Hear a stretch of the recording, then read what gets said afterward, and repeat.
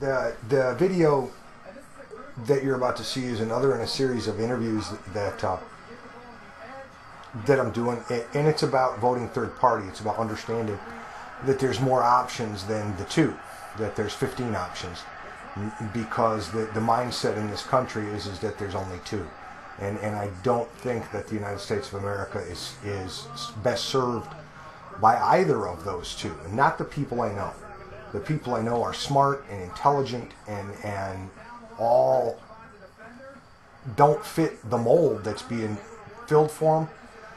And the other part of it is especially in the last few weeks, I'm so sick of the fear. I'm sick of the hatred. I'm sick of the invective. I'm sick of the shit stirring. I've lost some respect for some very old friends of mine who will never be a friend again. As I've seen who they really are as they expose themselves and how small they are. Because they're small people. It takes a small person to say and do the things that I've seen them do. And they cannot excuse it with, it's just all politics and I'm out there for my party. They're exposing a part of their soul that I find very ugly. And as a result, it's I guess a plea to bring some civility back to the discourse, to understand that it's a we thing.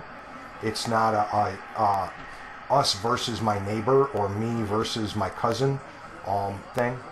It isn't, and that kind of splitting apart will doom us. And the other part of it is what has made us so great is a plurality, is a diversity of opinions and ideas and approaches, and as a result, I've seen some things that where people, it's very scary. People want that groupthink, single mind mindset, and it bothers me to a great extent, because there have been a few countries in history where that groupthink, single set mindset has seen itself evidenced. 1939 Germany, Stalinist Russia, Communist China, where it's all one thought, okay, just for the country, period, and you think this way or you're not part of it and you're the enemy. And am I saying we're heading that way? Yes, I am. And I think we need to curb it fast, because what made us great was sacrificing for one another. And I know that my generation of baby boom has let people down. We are not the greatest generation. We are not our fathers and grandfathers' generation. We're possibly the worst generation ever, period. We screwed it up, and we show no intention of straightening it out. We have been the cause of our own demise, not Russia, not China, not anything else. Things are the way they are because we want them to be that way.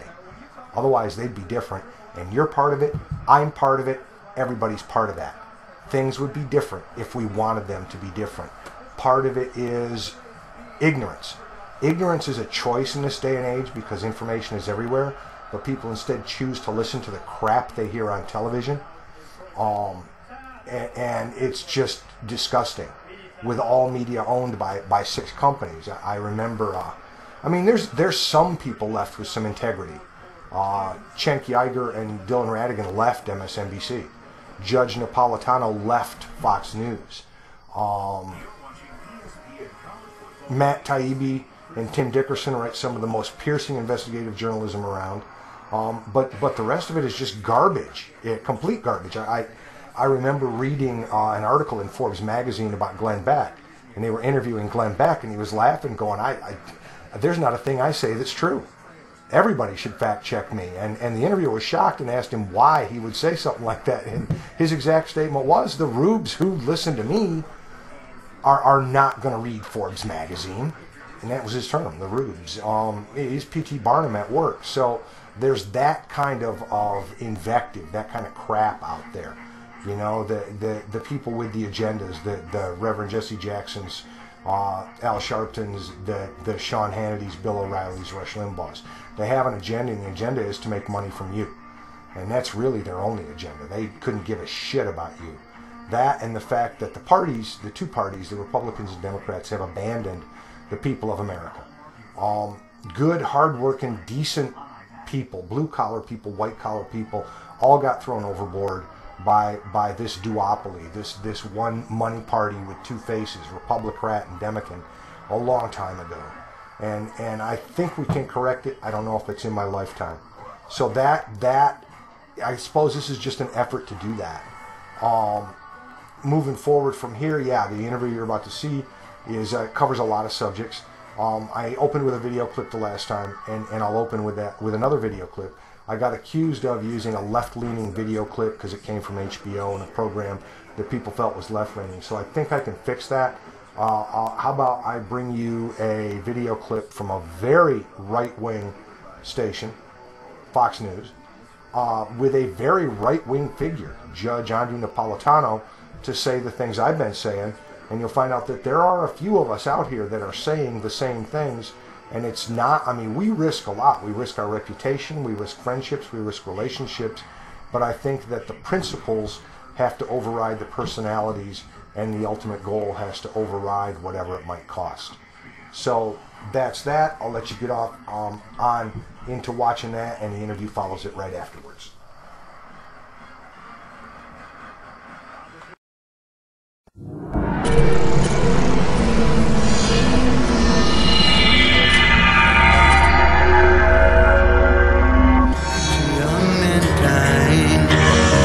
This video and audio we're about to play, I'm going to have Kurt repost on the front page of Infowars.com. We posted it last week.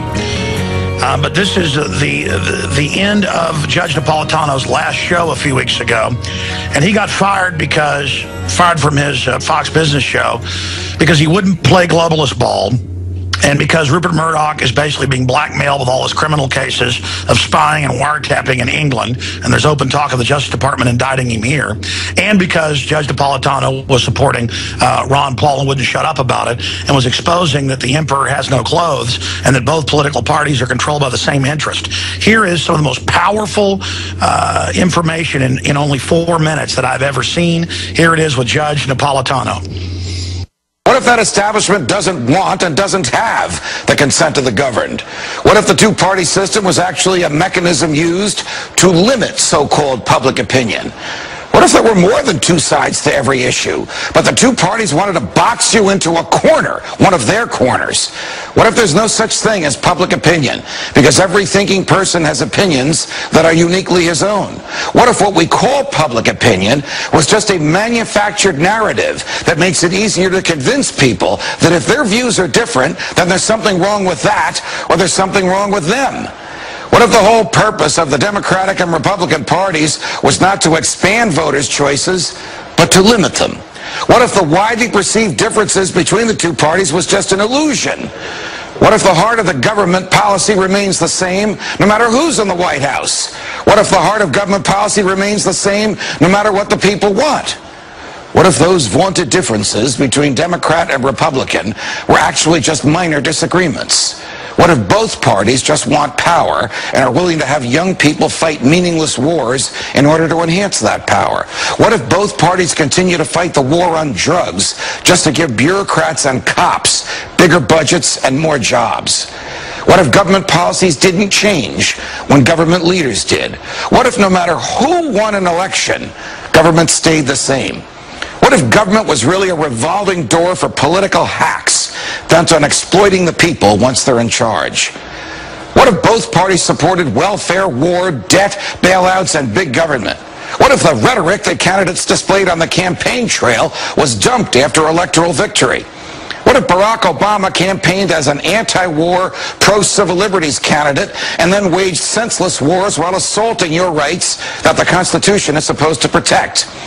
What if George W. Bush campaigned on a platform of non-intervention and small government, and then waged a foreign policy of muscular military intervention and a domestic policy of vast government borrowing and growth? What if Bill Clinton declared that the era of big government was over, but actually just convinced Republicans like Newt Gingrich that they can get what they want out of big government too? What if the Republicans went along with it? What if Ronald Reagan spent 6 years running for president, promising to shrink the government, but then the government grew while he was in the White House? What if, notwithstanding Reagan's ideas and cheerfulness and libertarian rhetoric, there really was no Reagan revolution at all? What if all this is happening again?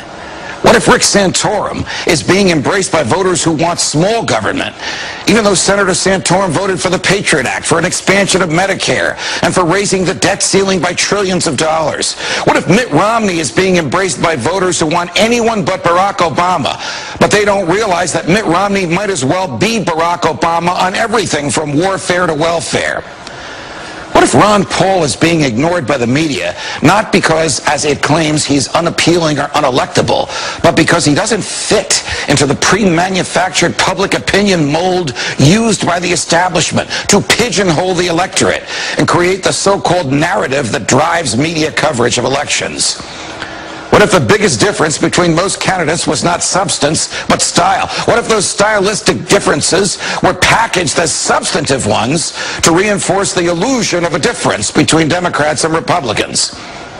What if Mitt Romney wins and ends up continuing most of the same policies that Barack Obama promoted?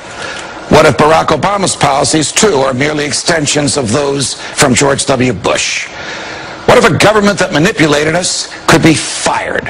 What if a government that lacked the true and knowing consent of the governed could be dismissed? What if it were possible to have a real game changer? What if we need a Ron Paul to preserve and protect our freedoms from the government?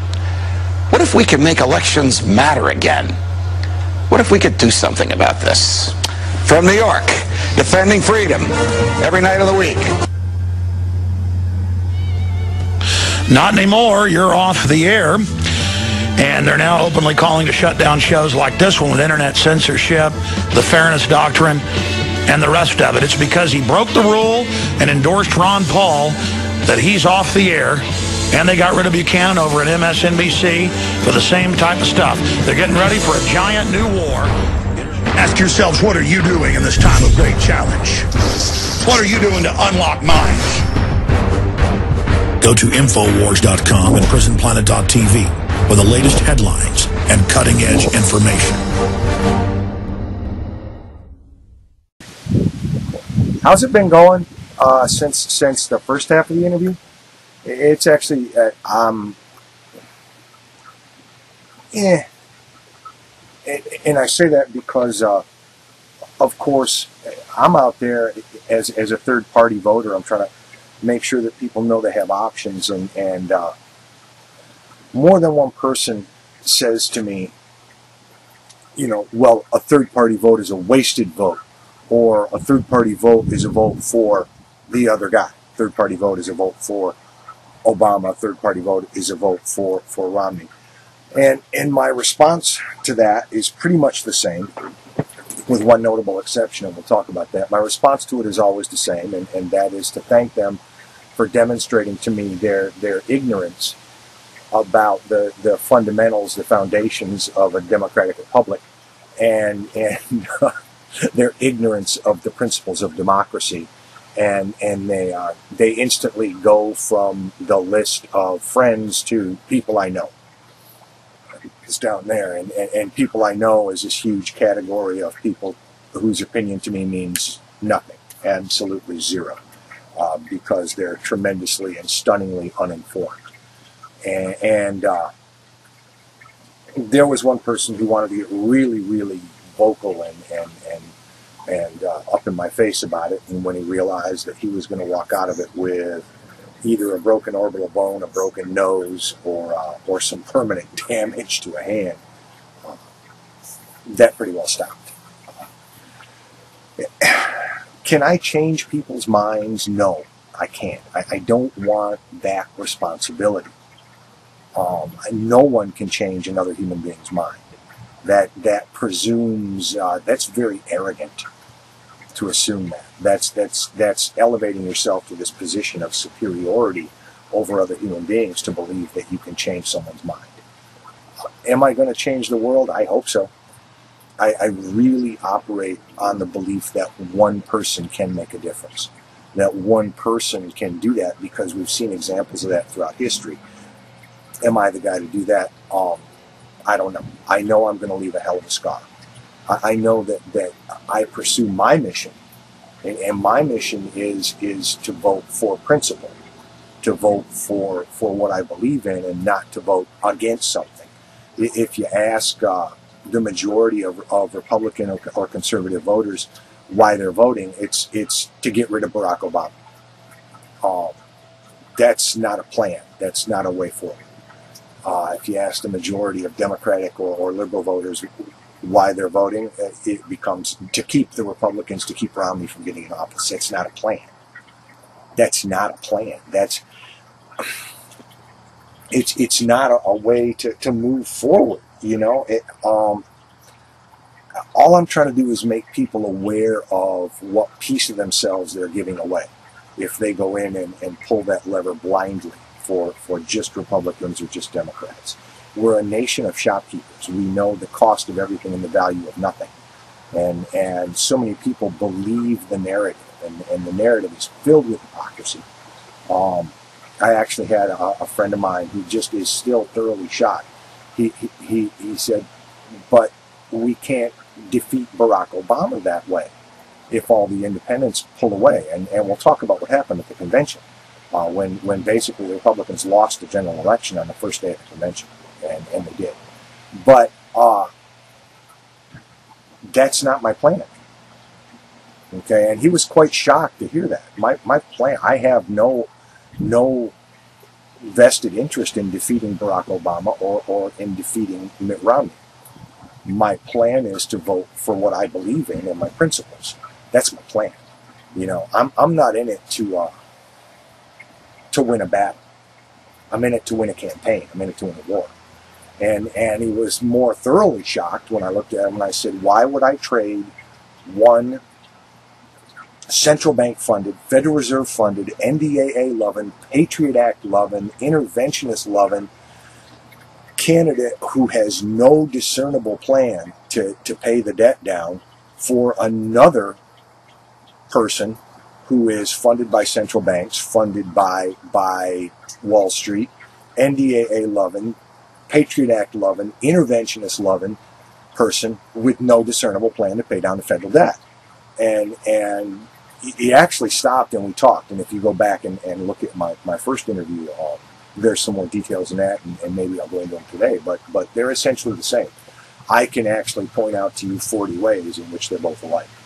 And so I have no intention of voting for, because I want the system to change. In this country, we're so good at looking at symptoms and reacting to symptoms instead of root cause. And Barack Obama is a living, breathing example of a symptom. Mitt Romney is a living, breathing example of a symptom. And the symptom is money, and money that has corrupted, money and power that has corrupted the democracy, absolutely. To the point where people have given up. People are really defeated in what it is they want to do. So I'm on a mission, yeah. Will I see it accomplished in my lifetime? Probably not. But I think we made great strides forward this election. You'll see it in the turnout and the vote totals in the general election. And I look at it more on a personal standpoint. I have two sons, 28 and 24, and we talk about real things. And you know, on top of that dad and son things. And they'll never in their lives vote Republican or Democrat. They will always vote third party because they understand how sick and how dysfunctional and how corrupt the system has become, and the only way to break it is to send a message. So out of me, there's two. And I know that there's other people I've talked to that are starting to explore those options, so it starts to grow. If you plant that seed, plant that splinter, it really gets to people. They really start to know and understand, you know, what it is that you're saying and what it is you're trying to say to them, that we have the power to take this back, you know. And I mean, I look at it from the standpoint of the common mantra is and has been since Reagan, are you better off now than you were 4 years ago? I can absolutely say, no, I'm not right now. I could also say that 4 years ago, that I wasn't better off 4 years ago than I was 4 years previous to that. I could also say, you know, 4 years previous to that, I wasn't better off. I wasn't better. It's been a long, slow decline, and it's sheer idiocy I mean, you're literally operating at the level of a moron or a cretin or an imbecile to think that, you know, one person can turn that around in 4 years. And that's where we're at as a country. We've lost basic knowledge of civics. No one knows how legislation is passed anymore. I mean, remember that the suit in the White House only signs it. That's all they do. And that includes budgets. Everything. Budgets, legislation, bills start in the House of Representatives. So it's really kind of funny because everything that everybody's mad at a president for or feels betrayed about started in the House of Representatives. You know, those 535 representatives and senators, those are the ones who actually write the bills, pass the legislation, write the budgets, pass or don't pass budgets. They're the ones who write the checks. They're the ones who do the screwing. And no one looks at that anymore. And so that's part of it. And it's a complete loss. And the other part of it that you know, greatly saddens me as well is the amount of fear mongering and I mean, because that's what this whole thing operates on, is fear mongering. It really does. It operates on a level appealing to people's basest fears, you know, and so that whole statement, are you better off now than you were 4 years ago, is just ridiculous, because the decline, America's decline, didn't come from outside. It had nothing to do with Russia or China or you know, other countries. It had to do internal. You know, it goes back to Reagan and Patco when we started the assault on organized labor. And organized labor, whether you like it or not, gave you most of the benefits that you have right now and built a middle class, built a wage class. And I find it amusing when people tell me they're so against unions, and those are normally people that are all for business cartels. You know, it's so hypocritical, because you can't say, you know, that it's okay for business people or managers to collateralize, to organize their resources, but that labor can't organize its resources, because it can. This is an all or nothing constitution, all or nothing document.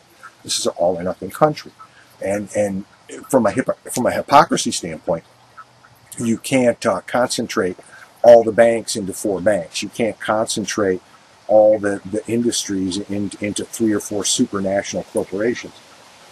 And then look at labor, which is the foundation. Abraham Lincoln's quote, labor is actually antecedent. It's the predecessor of capital. Capital has nothing to do. It can't profit. It can't multiply without labor. And so that's really important to look at that. You know, and we're talking, and then the chart going on right now, and I think there's a chart going around about exactly where things are at.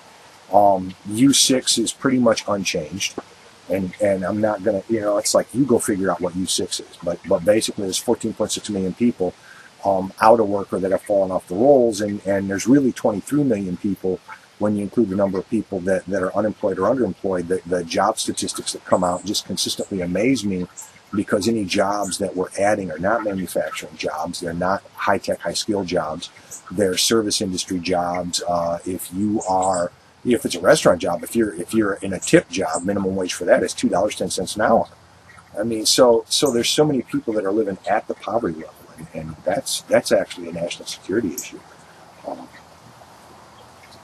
You know, but that whole, going back to, and one of those numbers on there, you know, average price of a gallon of gas, $3.73. You spend an entire primary season saying, I want free markets, okay? But then you try and think that a president can control the price of a gallon of gas. If you want a president, if that's your basis for voting, you're voting for communism, okay? You want the state in control of that. Remember that back in the 80s, you know, in the Commodities and Futures Modernization Act, Reagan said, you know, I want this unlocked, because commodities markets, which is what gasoline, the price of gasoline comes out of, up until that point in time, you had to be a commodities producer or consumer and take physical delivery of your contract.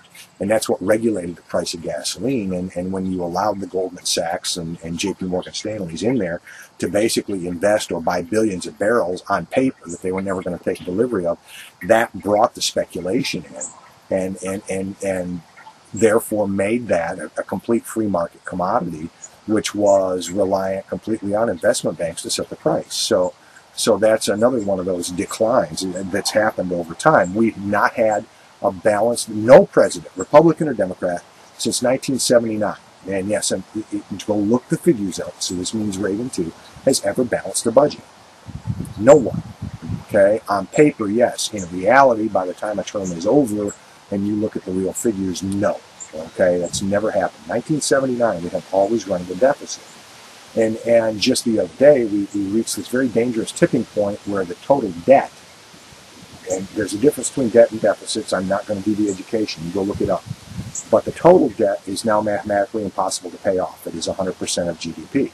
And it just continues to spiral up. And again, I point at that as no difference between the two candidates. And don't look at me all shocked and horrified. There isn't. If you look at Barack Obama's budget and you look at Ryan's budget, which is what Romney is basing it on, in the first year, by the way, Ryan's budget adds 2.9 trillion to the debt. Adds 2.9 trillion. If you project 20 years out, if both budget plans are followed, Obama's and the Romney-Ryan plan, 20 years out from now, the total debt, which now stands at 16 trillion, the total debt is projected at 23.643 trillion under Barack Obama, and projected at, these are Ryan's figures, at 23.104 trillion. It's a minor percentage difference. Neither one has any plan whatsoever to pay the debt off. They are that beholden to the Federal Reserve Bank, to the central bank. And central banking is a big thing for me. There's only been 3 presidents in history that ever tried to eliminate the Rothschild-backed Federal Reserve Central Bank. Andrew Jackson, who did get rid of it at one point in time, and then right after he left office, they put themselves back in business. And they tried to kill that old bastard twice. One other president tried to eliminate the Federal Reserve, Abraham Lincoln, and yet another president was a day away from eliminating the Federal Reserve, and John F. Kennedy was killed at Dealey Plaza. So does that give you a clue? I mean, you figure it out for yourself. But, you know, the thing, I'm sick of people operating from fear. You know, we need a plan and we need a way forward. And so neither candidate shows me a real plan. And I'm sick of the hypocrisy. I'm really sick of the hypocrisy. It just drives me insane because both candidates, both parties, and their bases demonstrate this incredible level of hypocrisy, you know, and lack of integrity. And I'm not talking about just the candidates. I'm talking about their supporters too, right? You know, it really does work that way. Because, you know what? The preamble to the Constitution says, we the people, not some of the people, not this class of people, in order to form a more perfect union. We're a democracy. We're a democratic republic. We are not a meritocracy. We're not an aristocracy. We're not, you know, it's like, and people go, well, what does it have to do with? If you buy into the two-party system, what you're buying into is one more party than Stalinist and communist Russia had. You're buying into one more party than communist China had. There are 15 parties on the presidential ballot. It is a big tent, and there's room for everybody. And if you buy into that crap, you know, because as I've pointed out over and over again in column and in interview after interview, it's been a bipartisan screwing. It's taken, you know, remember what I just said about how a democracy really works and how legislation works, how these god-awful figures that we're talking about, these wars that we're talking about, you know, that, I mean, because we haven't had a legal war since World War II. Every president has gone ahead and just, you know, blown out the Constitution and called them police actions or, you know, interventions. It's just insane. And I don't get what people are saying. I don't understand, you know, how they can support one or the other. You know, hypocrisy. You know, the Democrats are refusing to acknowledge that the same things that they wanted George Bush and Dick Cheney tried as war criminals for are what Barack Obama and Joe Biden are doing. Okay, the very same things. You know, we passed. You know, it's like during this last week, man, there was 600 civilians killed in Yemen by drones, civilians, and so those are the things. You know, we're not out of Iraq. Don't think that for a minute. Part of that 1.1 trillion defense budget actually goes to Blackwater and Halliburton because we have a huge military presence there, but it's private. We still pay them. They're paid publicly. at great expense, much higher than the armed forces. It's just insane. I don't get it. I really don't. So, you know, my reaction to the conventions, let me break it down. Since in the last interview we did, I went after Barack Obama first. I'm going to go after the Republicans and Mitt Romney first. The Republican convention was a disaster. It really was an unmitigated disaster for them. Yeah, the first day they lost the general election, and that was when they cheated. This is the Romney camp who wants nothing to do with Steve Schmidt, with Alex Castellanos, with any of the McCain campaign advisors, with any of the master Republican strategists like Rhodes. They're running it themselves. And so here you had Ron Paul's Liberty Movement, which showed up at the convention. They got themselves on as delegates because they knew they had 50.1% of the delegates, could nominate him from the floor, and could get him in as the nominee. And on the floor, Rance Priebus, the chair of the RNC, changed the rules on the fly and said, yes, up until this moment, it took 5 states to do that. You've got 6, it takes 8. And they had cut a secret deal before the convention started that said even delegates that were sealed to Ron Paul would now be sealed to Mitt Romney at a state level. So they changed all the rules on the fly. They cheated. And here's the totalitarian, authoritarian mindset that exists in the new Republicans, in the new conservative movement. They actually thought that everybody would just go along with that and follow orders. And are flipped out because I can't even begin to tell you the number of delegates that contacted me from inside the convention center in Tampa and said, how do I get a hold of the Gary Johnson campaign? How do I get a hold of the Rocky Anderson campaign? How do I get a hold of the Jill Stein campaign? I want to get money, and that's where my vote goes.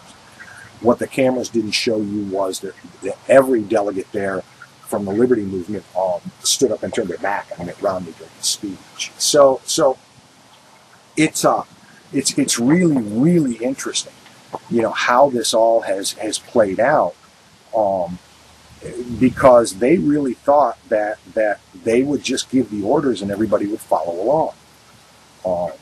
And it didn't happen that way. And they actually had to have all those independent voters, the Ron Paul voters, to swing the general election, and they knew it. And the stench of fear coming out of their camp right now is incredible, because those people have all said, I'll vote for Gary Johnson. Okay, and I tried to warn them 2 years ago when they got themselves involved with the Republican Party about that authoritarian, totalitarian mindset.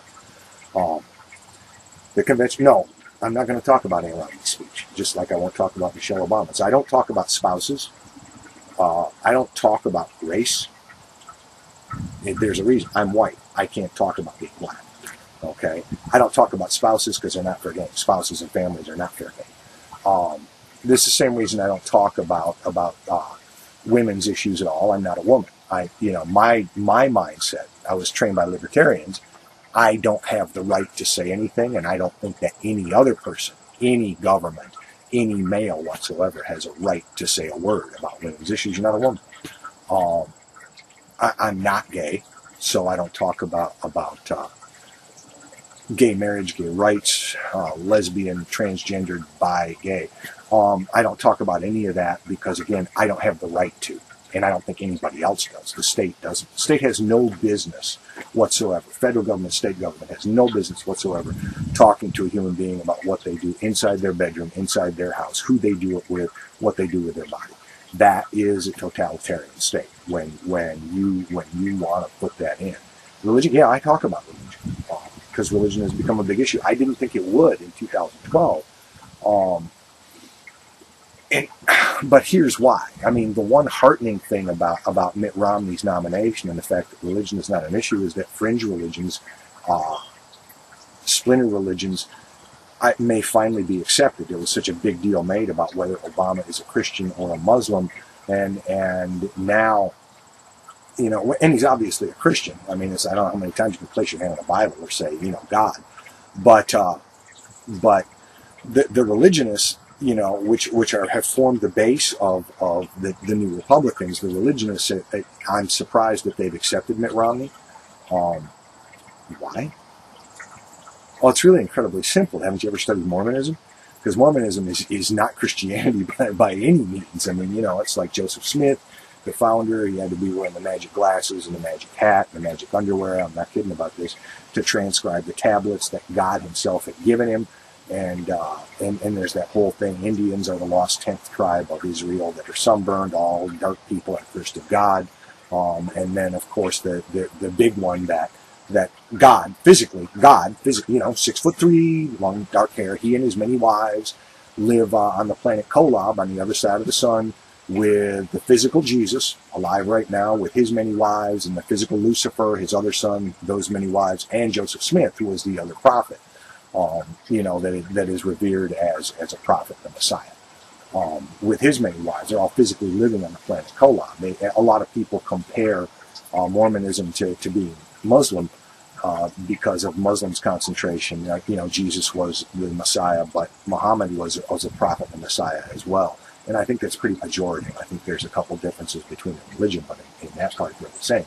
Joseph Smith has the same, if you're a Mormon, Joseph Smith has the same stature as Muhammad does. And of course I was talking about, if I was an evangelical, I'd be scared to death, because you've got that and Paul Ryan, who reveres Ayn Rand, who is an atheist and the only devotee of Ayn Rand of any religion, of course, is Anton LaVey, the founder of the American Church of Satan, who said, my religion is nothing more than Ayn Rand's philosophies with ritual and ceremony. So I'm kind of tired of the religionists, really making this about religion.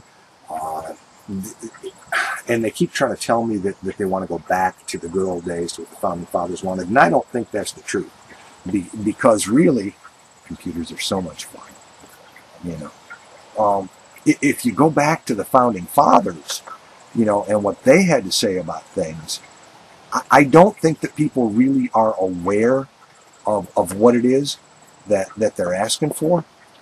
If you look at merely Thomas Jefferson, Declaration of Independence, Founding Father. Let's pull a quote from him. This is a letter to John Adams on January 24th, 1814. The whole history of these books, the Gospels, is so defective and doubtful that it seems vain to attempt minute inquiry into it, and such tricks have been played with their text and with the texts of other books relating to them that we have a right from that cause to entertain much doubt to what parts of them are genuine. In the New Testament, there is internal evidence that parts of it have proceeded from an extraordinary man, and that other parts are of the fabric of a very inferior mind. It's as easy to separate those parts as to pick out diamonds from dunghills. And about government, Thomas Jefferson, in a letter to the Danbury Baptist Association of Connecticut on January 1st, 1802, believing with you that religion is a matter which lies solely between man and his God, that he owes account to none other for his faith or his worship, that the legislative powers of government reach actions only and not opinions, I contemplate with sovereign reverence that act of the whole American people, which declared that the legislature should make no law respecting an establishment of religion, or prohibiting the free exercise thereof, thus building a wall of separation between church and state. Thomas Paine, the absolute father of liberty as far as I'm concerned. Great guy. But here was his thoughts on it, that the Christian religion is a parody of the worship of the sun, in which they put a man whom they call Christ in the place of the sun and pay him the same adoration which was only paid to the sun. Another Thomas Paine quote, it is from the Bible that man has learned cruelty, rape, and murder. For the belief of a cruel God makes a cruel man. His last dying words, they were standing by his bedside, and Dr. Manley asked him, do you believe or do you wish to believe that Jesus Christ is the Son of God? Thomas Paine's last words on earth. I have no wish to believe on that subject. George Washington, the founder of the country, as the government of the United States of America is not in any sense founded on the Christian religion. Treaty of Tripoli. I don't think people, when they talk about returning to the good old days, to what America was, I don't think that's what they were referring to or want to refer to. But there's been this whole rewrite of history, and people don't go to the actual words of the Founding Fathers themselves, or nor do they look at fact. That The motto of the United States, adopted as part of the Great Seal of the U.S. by an act of Congress in 1782, was E pluribus unum, out of many one. Congress changed it in 1956 to In God We Trust. It wasn't in there until 1956. The original Pledge of Allegiance was written by a Baptist minister in 1890, Francis Bellamy, and he did not include the words under God. Those were added by Congress in 1954. The U.S. didn't issue paper currency until 1861, and In God We Trust didn't appear on it until 1957. So there's that whole, religionist bent where I don't think they know their own history. And I'm tired of the religionists trying to inject religion into a democratic republic, into a republic founded on what we were founded on. So there was that whole, that convention, the Republican convention, was based on fear. I resented it. I resented being told that we're a failed nation. I'm part of this nation. I don't need some perfect smile, perfect hair, elite son of a bitch telling me that this is a failed nation. Okay? I don't need that shit. I built this country. My dad built this country. People I know, Irishmen and Scotsmen and Welsh and Indians and black men and Poles and Hungarians. We built this fucking country. And I don't need some perfect son of a bitch who's had it made from the day he was born telling me this is a failed country. His speech was miserable. I will not forgive him for not mentioning Afghanistan and the troops. He's a traitor, as far as I'm concerned. I can't stand that shit. I will not forgive him for not acknowledging George W. Bush or George Herbert Walker Bush. I can't forgive that. It doesn't matter whether I agreed with the policies of George W. Bush or not. 44 men have sat in that seat, the President of the United States of America, most powerful seat in history, and filled with so many secrets and so much responsibility. We don't know what's there. And to refuse to acknowledge your predecessor from the same party is disrespectful. That's disrespect of the highest order. So I stand with my brothers and sisters who were independents and turned their back on it. This country has no need and no use of somebody like that. And again, that's that stench of hypocrisy. The Democratic Convention, just to finish up, it's like, here's the other thing, that Mitt Romney campaign motto, "Keep America American," that was the KKK's motto in 1922. Awkward, not mentioning Afghanistan and the troops and refusing to acknowledge George W. Bush and George Herbert Walker Bush, adopting a Klan motto, and they wonder why they're polling at 0% with blacks. Democratic Convention, one word, I want Bill back. That man blew it away. For people that have just gotten involved in politics in the last 12 years because they hate Barack Obama or hate Mitt Romney, or hate George W. Bush, hate Republicans, hate Democrats, that's how it's done. That's the big dog at work. That was a masterful speech. It was factual. The only thing that they can fact check it on was it 45 minutes long or 46 minutes long? That was brilliant. Barack Obama's speech is dull and as bad as Mitt Romney's. I'm pissed off. The parties tease us with the Christie's. Oh, one more thing about that convention. You do understand that Chris Christie was offered the vice presidential slot first and basically told Mitt Romney, you can't win. Now, this is a veteran politician who knows that no sitting president has ever been reelected with an unemployment rate north of 7.4%, and we sit at U3 at 8.4 and a U6 of 14.23%. No president has ever been reelected when the GDP growth is under 6% and we sit at 5%. And he looked at Mitt Romney and said, you can't win and I don't want any part of your ticket. And that's why it took him 16 minutes to even mention Mitt Romney's name. He's prepping himself for 2016. But the Democratic Convention, Barack Obama's speech was dull, lifeless. It really was, and I think the world disagrees with me. We'll go into some social media stats, but he did not mention joblessness. Yes, he did mention the troops in Afghanistan 7 times. Understand that Bill Clinton got a crowd at the Democratic National Convention cheering for George W. Bush. That, to me, is the ultimate example of reaching across the aisle and understanding what America is. Am I going to vote for them? No. If Bill was back, I would. You give me Chris Christie, I might get interested in the two parties again. But that's not going to happen. I mean, it's not going to happen at all for me. So what's happened after the conventions has shown me exactly what I needed to know. And I'm going to do this really simply. I'm going to show you some screenshots, okay? Just so you understand what happened from a standpoint of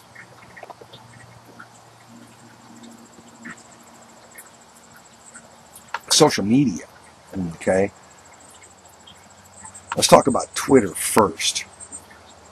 All right, Barack Obama's speech, 52,757 tweets per minute. All right, during the speech. Romney, 14,289 tweets per minute. Okay, I mean, that's that simple. Let's talk a little bit more about the American people. Understand, during Ryan's speech, 2.9 million people in America watched Here Comes Honey Boo Boo. 2 million people watched Paul Ryan's speech. That scares me for this country. It really does. It scares me for this country a lot. Facebook, good indicator. Really good indicator. And don't worry, I'm not going to reveal anybody's name here. I've got 432 friends. I've got 432. What I want you to look at, okay, and I'm going to show some screenshots here, is this: when I talk about the electorate being split very evenly, and I've always said that, and nobody believes that because they live inside their own bubble universe. There's a couple things I want you to notice. I have 432 friends, okay, and I've blacked out all the names and all the pictures. I have 47 friends who like Barack Obama.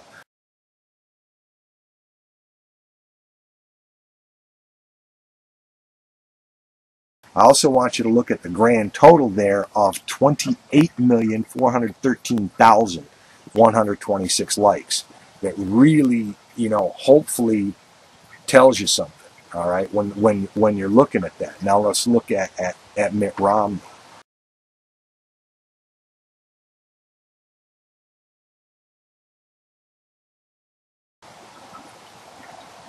Okay, Mitt Romney. Again, 432 friends. I have 47. It's dead even split. Okay, which is what I said. The electorate split half and half.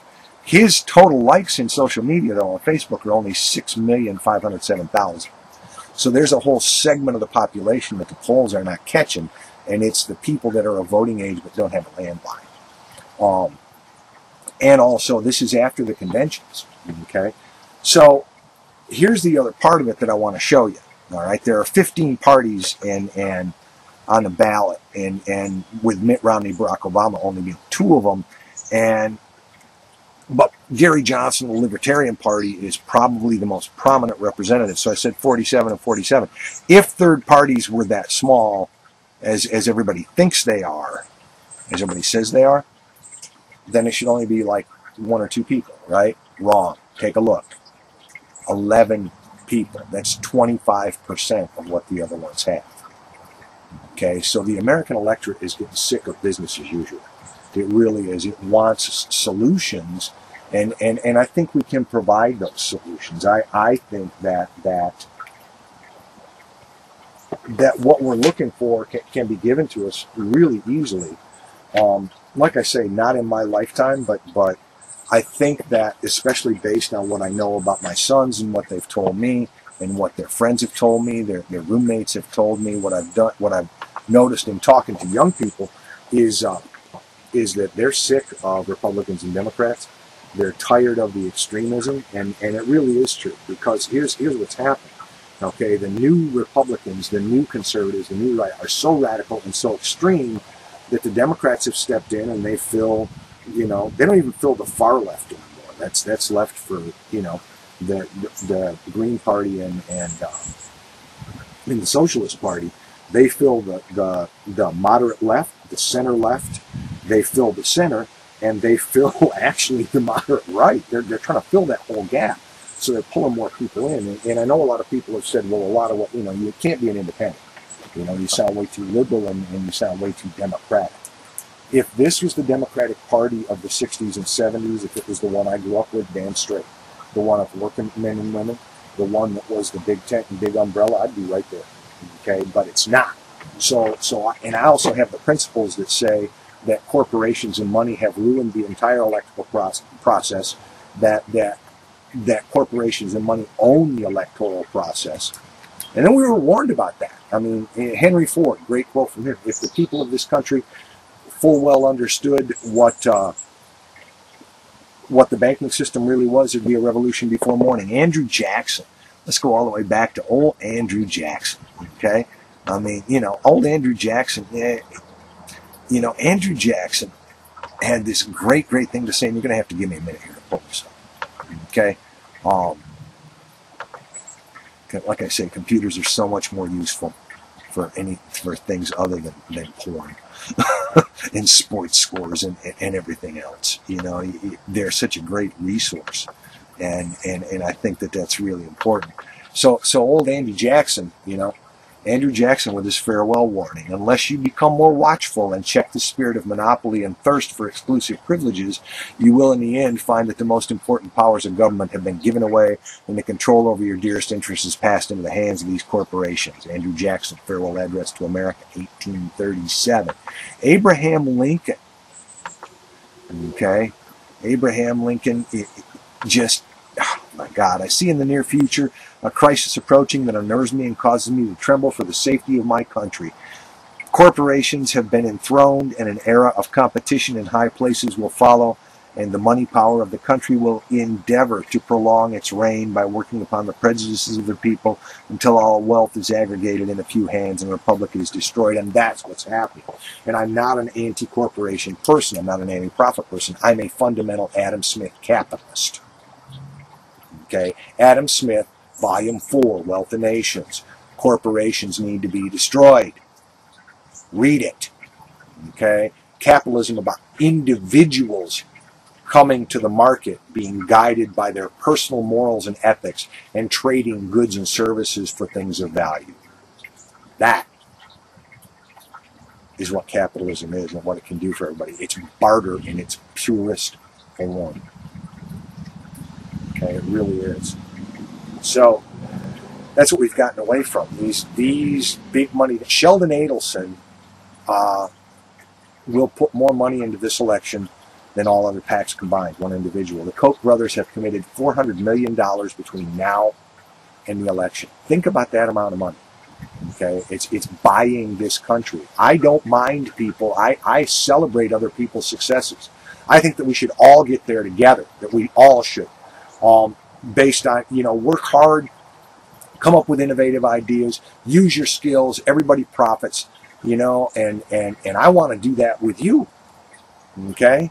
Not in some communist collectivist sense, not in some statist sense, I just think that we're all better off if everybody is profiting and everybody is moving forward and everybody is doing it, because we've got some great threats to national security right now. And the only way we can get out of them is to innovate, is to use lean thinking, is to use Six Sigma thinking, is to understand that we need to get there together. Okay, and it's not about excluding this person or excluding that person or this person passing an ideological test or a purity test or this person. That's bullshit. Okay, if you want that monotheistic, monochromatic mindset, there are some countries in history you belong in. 1939, Germany, Stalinist Russia, Communist China, and I don't care what guise you put it under. I don't care if you tag it with liberty and freedom. If it's monochromatic, monologue thinking, if it's single mindset, that's the place it belongs. It doesn't belong here in this country, in my America. I'm so sick and tired of people saying, I want my America back. Okay? No, I want our America back. Okay? Because that's what a democratic republic is. So that's why I fight so hard for these principles, and why I fight so hard to get people to see that again, those conventions and those candidates, they're all about perception. And neither one of them can provide what we need. Like I say, they're both funded by central banks, funded by a Federal Reserve, both NDAA 2011 loving, both Homeland Security loving, TSA loving, Patriot Act loving, people with no plan to get rid of the federal debt. I mean, yes, there's some differences between the parties, and I said it before, that the Democratic Party is a party of social justice at any cost. You know, they believe that you know, they obviously believe that we need to spend any amount of money, everybody's money, on everybody to get it there. Some social programs are good, some don't work. You know, we need to get rid of them. The Republicans are a party of cut taxes and borrow the hell out of everything and keep spending. They've demonstrated that over that last 40, 50 year span. See, it's really easy for a politician to talk to you about economic policy or foreign policy or monetary policy, because their advisors tell them they're not bright enough. I am. I study economics. They're not bright enough to know it, but their advisors tell them, on fiscal policy, economic policy, budgetary policy, any of that, tax policy, it takes 5 to 10 years, almost a decade for it to take effect. They know that they will be out of office by the time whatever shitty policy that they're trying to foist down your throat, they're going to be out of office and gone. Okay, it's what I tell people all the time. You know, why do you fight so hard for third parties to tell people, come look at these other parties? Because here's when it's all said and done. After 4 years, that person you're supporting is going to be a very rich ex-president, and we're all still going to be stuck here. We're all still going to be stuck here with one another and with those policies. So there's that. I don't. Oh, it can be fixed. It can be fixed right now. I can fix all of it in a heartbeat. I can fix every last bit of it in an absolute heartbeat. Okay? You give me a president that gets up there and says, I want a constitutional amendment. Tomorrow says senators, representatives, 2-term limit. That's it. Don't care whether it's combined House and Senate, whether it's combined state and federal. 2-term limit. That's it. That's all you get. And your salary is the median wage of the United States of America. Median is the largest statistical group, their average wage. So it leaves out the extreme highs, the extreme lows. They'll be living pretty much just like the rest of us. All right? No public socialized health care, which they've always gotten. Okay? Compete for health care like the rest of us. No different retirement fund, different public socialized retirement fund. 401ks and Social Security and Medicare, just like the rest of us. I tell you what, they'd get to working right now. No staffs. One administrative assistant for every 2 senators or representatives, and they're paid minimum wage. So we can fix that whole minimum wage problem right the hell now. You do those things, and then we've got some national security issues facing us, and it's not overseas. Okay? Number of terrorists caught by TSA, 0. Number of U.S. citizens killed by foreign terrorists since 9/11/01, 0. All right? Give it up. I want a president that says, I'm going to tear up the Patriot Act. It's going to be repealed right now. I'm going to tear up NDAA 2011.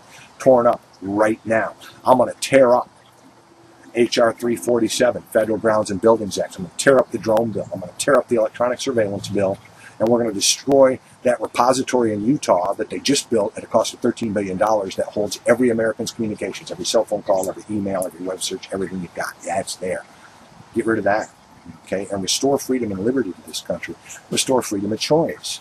We've got some other huge national security concerns looking at us. That $16 trillion debt. All right. Now, bear in mind, Barack Obama added he's now added what George Bush added, 6.1 trillion. Bush added 6.1 trillion between the two of them. Now, remember, their Congresses, their houses, and their Senates were a big part of that. Bipartisan screwing. Okay. That needs to get under control right now. That's national security. I'm going to tell you what in the next few months, you're looking at Europe, you're looking at economic collapse, and in this country, there's a British sociologist that says that each country is only 96 hours away from total anarchy. And I tell you what, you know, it's like I'm prepped for it. I'm a doomsday prepper and a survivalist, and I have a list of like 7, 8 people that I'll take care of, and we're going to avoid everybody. And the rest of you, my God, you know, especially with your Second Amendment pastings, you're going to stay there. You're going to defend what you got. You're so dead, and don't come sniffing around me. Like I say, that list of 7 8 people is really narrow. I don't care how long I've known you. We'll dance a laser down in the chest. You know, if that comes to survival, I'll take care of my own, and I know how to do that. Oh, God, yes. Oh, what? The Second Amendment pasting? You know what? With my background, here's what. Okay? If it comes down to it, would I rather face an urban dweller that's been in a few gunfights, or would I want to go up against somebody that's over 40 years old, 3 days away from any food, 3 days away from their heart medication and blood pressure medication, only fueled on processed food and caffeine and sugar, probably about 15 to 20 pounds overweight, and has only ever shot on the range? You can guess which one I'd rather go up against. But really, in the end, it's about avoiding all that crap and getting out to the UP or to Canada or to the wild and letting all the rest of you fight over the scraps. Because I really don't care. I really, really, seriously, you can't believe how much I don't care what happens to you and your kids. Because you've made your own bed. It's that simple. So lie. Not my job to save your ass.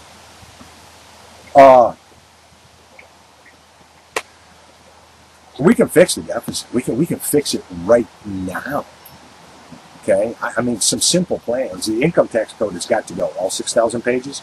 My railing against corporations. Remember, 2/3 of all corporations in America in the year 2009, 2010, 2011 paid 0 taxes, and a lot of them got refunds. GE got a $3 billion tax benefit. Can't call it a refund because we didn't pay any out of our pocket.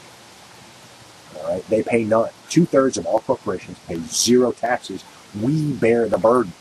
So, of course, it seems unreasonable and high. You know, we need to get rid of that 6,000 page tax code, and what we've got to do is we've got to get ourselves on a track to do a fair tax, you know, something, a flat tax that everybody pays 3%, or a tax on all transactions. Let's tax every transaction. Let's tax all the transactions that happen between financial institutions. I mean, and you'll excuse me here, I actually laid out a plan to fix the deficit. And I'm looking that up right now. And it's a simple point plan. You know, one of the other greatest national security issues facing us, and I'm going to tell you this while I'm fiddling around getting to that,